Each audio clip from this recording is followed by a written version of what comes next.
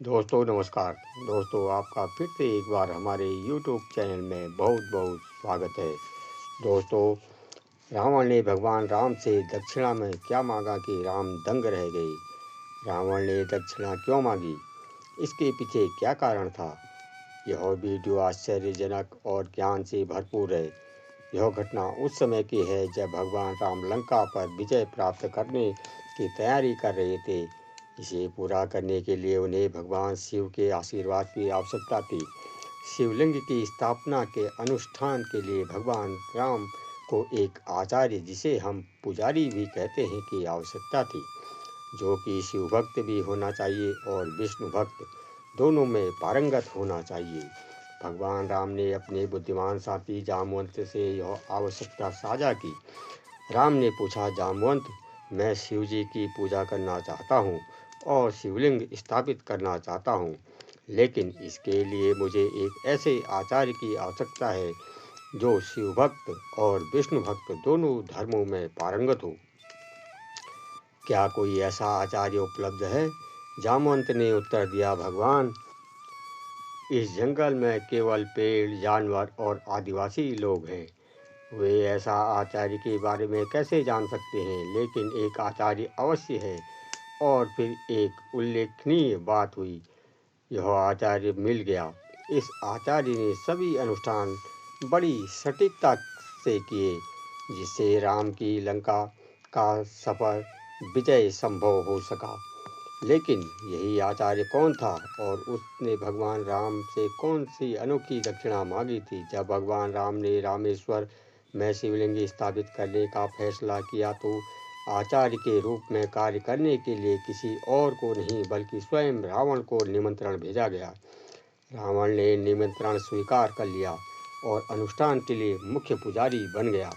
रावण एक त्रिकालदर्शी इंसान था, वर्तमान और भविष्य को जानने वाला महान पराक्रमी, महान बुद्धिमान पंडित था।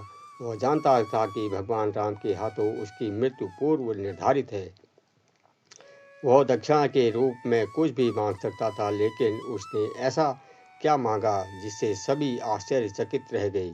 जामवंत ने शुरू में रावण की भूमिका के लिए संपर्क करने में संकोच किया, क्योंकि वह उनका दुश्मन था। लेकिन भगवान राम ने जोर देकर कहा, रावण केवल एक शैव भक्त, विद्वान और शक्तिशाली योद्धा ही नहीं है, वह अत्यंत ज्ञानी भी है। वह अकेले ही इस भूमिका के लिए उपयुक्त है। इसलिए रावण को आमंत्रित करने के लिए जामवंत को लंका भेजा गया। जब जामवंत पहुंचते हैं तो उन्हें देखकर पूरी लंका भयभीत हो गई, क्योंकि जामवंत का शरीर आकार में बहुत बड़ा और बहुत शक्तिशाली भी था। उनके आगमन की खबर जंगल में आग की तरह फैल गई। जब जामवंत रावण के दरबार में आए तो रावण ने उनका व्यक्तिगत रूप से स्वागत किया। जामवंत ने राम का आदेश सुनाते हुए कहा, वनवासी राम ने आपको अपना सादर प्रणाम भेजा है। वे समुद्र पर पुल बनाकर रामेश्वर शिवलिंग की स्थापना करना चाहते हैं। वे चाहते हैं कि आप ब्राह्मण और विद्वान रावण इस महान अनुष्ठान के मुख्य पुजारी बने। यह सुनकर रावण मुस्कुराया और जवाब दिया, क्या भगवान राम लंका पर विजय पाने के लिए यह अनुष्ठान कर रहे हैं? जामवंत ने उत्तर दिया, हाँ बिल्कुल, भगवान राम अपने शिव के प्रति बहुत समर्पित हैं। यह सुनकर रावण के कुछ मंत्रियों ने विरोध किया, यह सुझाव देते हुए कि इस निमंत्रण को स्वीकार करना मूर्खता होगी। लेकिन रावण ने उन्हें चुप कराते हुए कहा, पहली बार किसी ने मुझे ब्राह्मण के रूप में पहचाना है और मुझे आचार्य बनने के योग्य माना है। मैं कैसे मना कर सकता हूँ? यह मेरी अपनी बुद्धि और वंश का अपमान होगा। इस प्रकार रावण ने निमंत्रण स्वीकार कर लिया। रावण ने पूछा, जजमान की पत्नी कहाँ है?